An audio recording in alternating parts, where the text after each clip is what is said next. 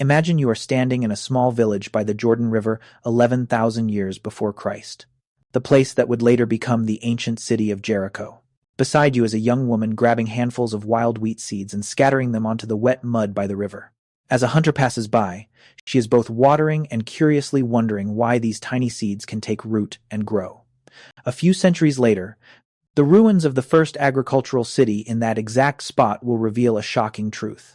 The seeds accidentally sown that day signaled a revolution that permanently changed the fate of humanity. But there is a truth completely contrary to our intuition. Early farmers naturally did not think that they would have to stop hunting and gathering. In reality, agriculture was not a comfortable gift bestowed by nature. During the early period of farming, life was much worse. Fossil skeletons indicate that the first farmers carried more diseases, had weakened bones, and suffered from severe malnutrition. The free hunting and gathering lifestyle in the dense forest clearly provided much richer and healthier meals. So what made humans voluntarily make the trade-off? Why did they abandon the lush forests to bend their backs, enduring the extreme hardship in the fields? This is exactly one of the greatest mysteries in history. Why did humans start farming? To find the answer, we must travel back in time to look at the long history, from when prehistoric humans wandered hunting animals until they decided to settle down and personally plant the first fields. Before continuing this journey, our channel is still quite small. Your free like and subscription will be a massive motivation, helping this video reach closer to those who love history and science. Our journey begins about 12,000 years ago, when the Earth entered the Holocene epoch and the last ice sheets began to melt. The climate shifted to become warmer and wetter. In Western Asia and North Africa, forests gradually replaced deserts, creating giant gardens filled with chestnuts, hazelnuts, and wild wheat grasses. At the same time, rising sea levels forced humans to retreat deep inland and gather around freshwater sources. This concentration led to a massive survival pressure. The human population began to increase. Evidence shows that the global population has grown from about 5 million people 10,000 years ago to reach the figure of 8 billion people today.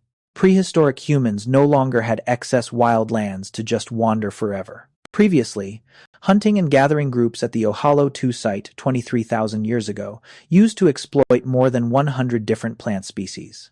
But as the population grew and hunting grounds declined, they had to find a way to secure a food source right where they lived. In the Middle East region, about 13,000 years ago, the Natufian culture emerged with semi-settled villages. They built stone houses, used sickles to cut wild wheat, and began to think about living permanently with stored food. The transition to agriculture happened as an inevitable domino effect. First was the climate change after the Ice Age, causing wild wheat and barley to grow abundantly in fertile valleys like Mesopotamia and the Nile River. Next, population pressure forced communities to gather wild seeds and throw the leftover seeds right around their huts. They began to realize a primitive economic problem. If crop seeds could grow on their own around the house, why risk traveling far to harvest them? And so, through many generations of sowing seeds around the house, humans unintentionally interfered with plant genetics. They chose to keep the seeds that were the largest, the sweetest, and did not fall off when ripe. Wild plants gradually became domesticated plants. Agriculture required organizing labor according to seasons, which led to building solid houses, collecting food, taxes, and giving birth to beliefs worshipping harvest gods. Scientific evidence clearly affirms this process. Regarding archaeobotany, the earliest domesticated seeds were found in Turkey and Syria, dating back about 11,000 years ago. In China, wet rice appeared about 8,000 years before Christ.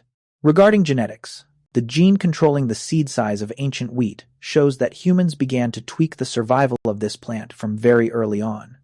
And the most crucial data comes from the Greenland ice cores, revealing a sudden cold snap named the Younger Dryas, lasting from 12,900 to 11,700 years ago. It was exactly this harsh climate shock that forced humans to rely on tiny seeds to survive day by day. But this is the strangest and most groundbreaking part. Agriculture did not always stem from a clever plan or the need for food. At the Gobekli Tepe archaeological site in Turkey, 9,500 years ago, people discovered giant temples built even before humans knew how to grow wheat. There is a shocking hypothesis suggesting that, precisely because they wanted to gather large numbers of people to build temples for the gods, humans needed a massive amount of food to feed the builders. From there, religion urged them to find a way to farm. Sometimes, it was faith that gave birth to agriculture, not the other way around. Agriculture was essentially a trap. Our ancestors had experimented and failed many times 23,000 years ago, but only when deadlocked, facing a large population and harsh weather, did they bite their teeth to endure the extreme hardship of the fields. From a tiny seed, a giant picture of civilization unfolded. Agriculture gave birth to the concept of land ownership, leading to class division between landlords and peasants. Surplus food created trade, created writing to keep tax records. Religion developed strongly with rituals thanking the gods.